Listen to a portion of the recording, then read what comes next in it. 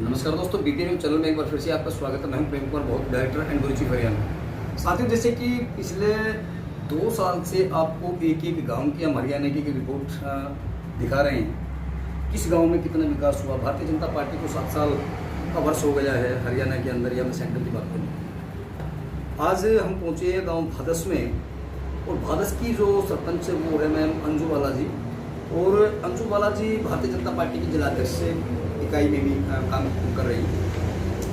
तो आज हम अंजू बाला, क्योंकि ये साल जो रहा वो देशवासियों के लिए नहीं बल्कि विश्वव्यापी एक आपदा के रूप में रहा है, और आपातकालीन स्थिति जैसी स्थितियाँ यहाँ पर लगी है। लॉकडाउन हुआ है कोरोना के टाइम में। तो अंजू बाला जी से आज हम रूबरू होंगे। अंजू जी बताएंगे भारतीय जनता पार्टी के सरकार में आपने कितना विकास कार्य करवाया और क्या क्या आपको सहयोग मिला। अंजू जी नमस्कार।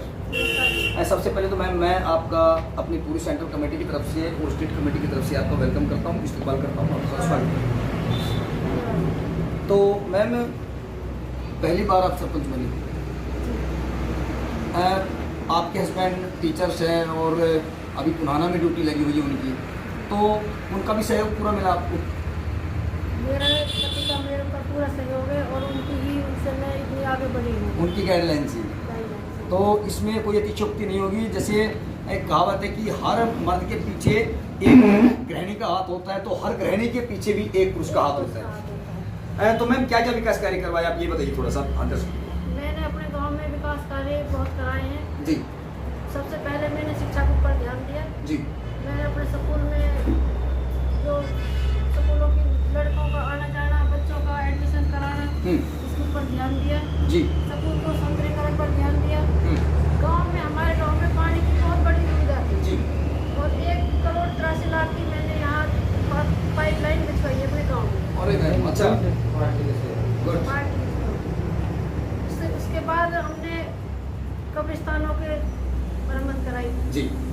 वहाँ कब्रिस्तानों की चारदीवारी भी करवाई आप? चारदीवारी भी कराई है। वहाँ जो जनाजा को नमाज पढ़ाते हैं उनके लिए हमने चबूतरे बनवाए। जी। और ऐसी चौपाल का भी करवाया जी। हमारे यहाँ ऐसी की आबादी बहुत कम है, लेकिन फिर भी हमारे यहाँ की चौपाल हमने बनवाई। जी जी जी जी।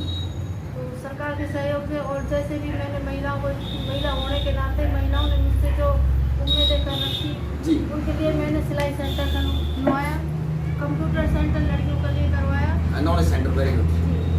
और उसके तहत मैंने जो बीपीएल से जो ऐसी लड़कियां हैं उनके लिए फ्री सिलाई मशीन की दिलाई। Very good, nice. तो देखिए अंजू जी, ये कि अंजू मेरी 10th है।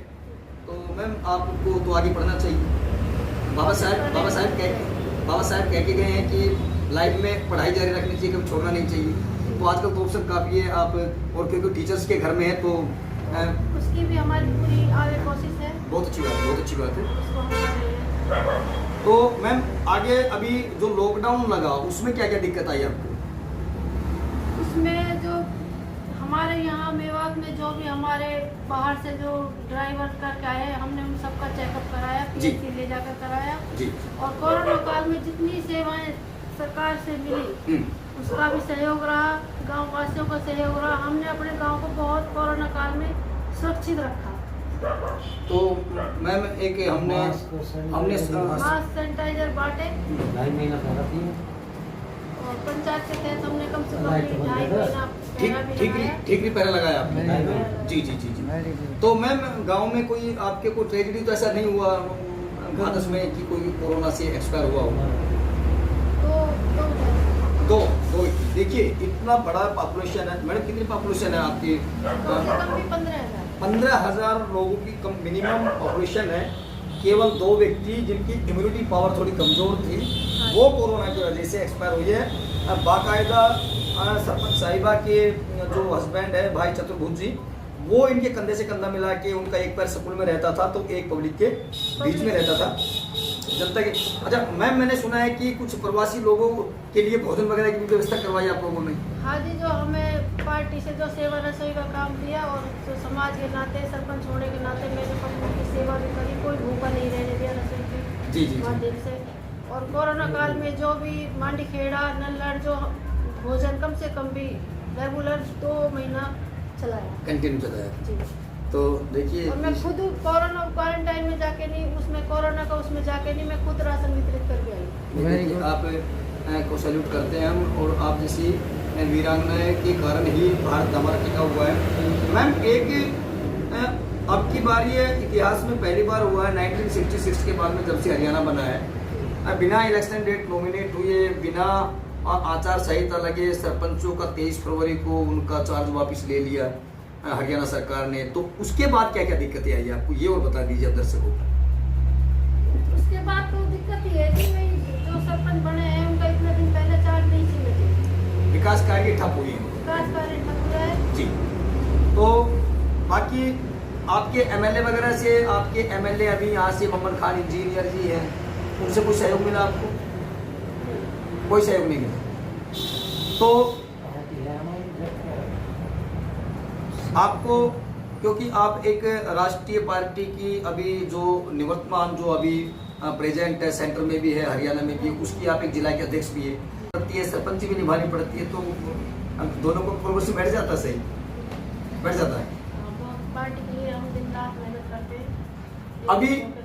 अभी कल परसों इंद्रजीत जी आए थे पाटोदा में शहीदी दिवस के उपलक्ष्य में, और उसमें लगभग राजस्थान तक के भी विधायक पहुंचे थे, सीताराम जैसे भी यादव भी पहुंचे थे, और अच्छी गैदरिंग थी वहाँ पे। तो आपकी तरफ से कितनी गाड़ियाँ गई थी यहाँ से? लगभग हमारे यहाँ से कम भी 10-15 गाड़ियाँ गई, जो मेरी पर्सनल थी।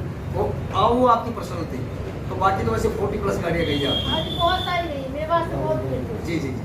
बहुत ज़्यादा। आपके लोहिंगा कला की सरपंच से भी हमारी मुलाकात हुई थी, बाकी इजराइल से भी हुई थी, और जफर खान से भी हुई थी।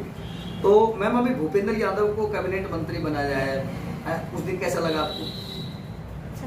अच्छा लगा, क्योंकि चलो मेरे तो रियल पड़ोस में रहने वाले जमालपुर से बिलोंग करते हैं, और राजस्थान से सांसद है, उनको कैबिनेट श्रम मंत्रालय दिया है, और दुष्यंत भाई ने ये भी कह रखा है कि 75% बच्चों को रोजगार हरियाणा वालों को हरियाणा में ही मिलेगा। तो इस पर भी श्रम मंत्रालय यदि भूपेंद्र यादव के अंडर में दिया है, और लोकल हरियाणा का जिला गुरुग्राम के रहने वाले हैं, तो बच्चों को रोजगार मिलेगा। जी।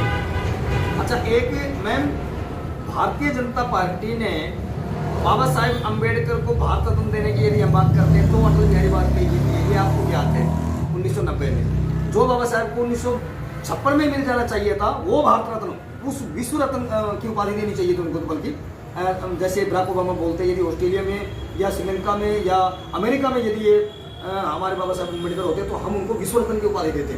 लेकिन कांग्रेस ने मतलब बाबा साहब को इग्नोर क्यों किया, जबकि he is symbol of knowledge in world. Atal Bihari Vajpayee ji को या भारतीय जनता पार्टी को दलित विरोधी बताते हैं, तो फिर दलितों का जितना मान सम्मान किया है, और आज मेरे ख्याल से हरियाणा में यदि मैं ये बात करूं, मैं खाली ऐसी की बात नहीं करूंगा, यदि मैं वाल्मीकि समाज की बात करूं तो कम से कम 8 MLA, जबकि कभी किसी दूसरी अन्य पार्टियों ने वो तवज्जो नहीं दी। आज जी जनरल में हमारे यहाँ से पुनाड़ा से भी SC को टिकट मिली जी, बहुत बड़ी बात है, उसमें हमारी बहुत बड़ी मेहनत रही है जी। हमने उसकी शुरुआत करी थी, कोई हमारी वोटें गिनी नहीं जाती थी। जी जी जी, तो हमने एक वो रखा कि हम भी अपनी वोटों को गिनती कराएं। बिल्कुल बिल्कुल। और हमने अपना वो रखा, तो हमारी सरकार ने सुनी, और हमारे मेवाड़ में एक SC को टिकट मिली। वेरी गुड, ये बहुत बड़ी अचीवमेंट है। अच्छा, एक तो आगे हम भी प्रयास कर रहे हैं कि हम भी आने वाले टाइम में बहुत अच्छी बात है, क्योंकि आप ग्राउंड लेवल पे काम कर रही है। अच्छा, दूसरा मैम, मैं एक क्वेश्चन और आपसे करना चाहूँगा। बाबा साहेब अम्बेडकर 1952 में जब विधि मंत्री बने, कानून मंत्री बने, तो एक बिल पास कराना चाहते थे जिसका नाम था हिंदू कोड बिल। महिला दिया, वो भी भाई नरेंद्र मोदी ने दिया। जिस दिन 50% आरक्षण आप लोगों को मिला, कैसा लगा आपको? बहुत खुशी की बात है। प्रधानमंत्री नरेंद्र मोदी को बहुत धन्यवाद करते हैं जी। महिलाओं को 50% आरक्षण दिया उन्होंने पंचायत चुनाव में भी जी। और अभी फिलहाल में 11 महिलाओं को मंत्री पद मिला है। बिल्कुल बिल्कुल। उसके लिए भी मैं प्रधानमंत्री का बहुत आभार व्यक्त करता हूँ। दूसरा मैम, बीजेपी को, RSS को लोग एक दलित विरोधी के साथ साथ मुस्लिम विरोधी भी बताते हैं, लेकिन कई एक मुस्लिम बहनों से मेरी बातें हुई तो उन्होंने कहा कि ऐसा प्रधानमंत्री होना ही मुश्किल है जो हमें 3 तलाक बोल करके बर्बाद कर देते थे जीवन। प्रधानमंत्री जी का हम शुक्रगुजार करती हैं, तो इस पर आप क्या कहना चाहिए? 3 तलाक बिल पास हो गया, महिलाएं तो इससे खुश हैं, लेकिन यहाँ थोड़ी सी दिक्कत हो जाती है। वो क्या मैम, वो बताइए। दिक्कत पुरुषों को होती है महिलाओं को? महिलाएं खुल के नहीं कह सकती। यस यस यस, खुल के नहीं कह सकती।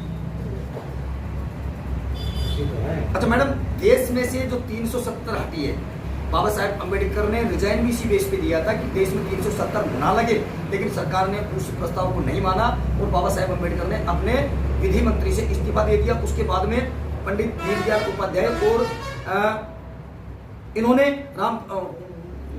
श्यामा प्रसाद मुखर्जी जी ने इन्होंने उस लड़ाई को आगे लड़ा और नरेंद्र भाई मोदी ने वो 370 को एक झटके से खत्म कर दिया। उस दिन कैसा महसूस हुआ?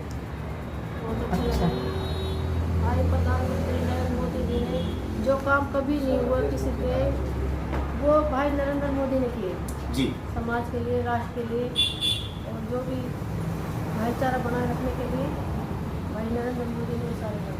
ओके सर, चाहे वो राम मंदिर की बात जी, करें, चाहे धारा 370 की बात करें, 3 तलाक पर बात करें जी, तो इससे हमारा प्रधानमंत्री ही नरेंद्र मोदी होना चाहिए। तो आने वाले टाइम में नरेंद्र मोदी जी रहेंगे।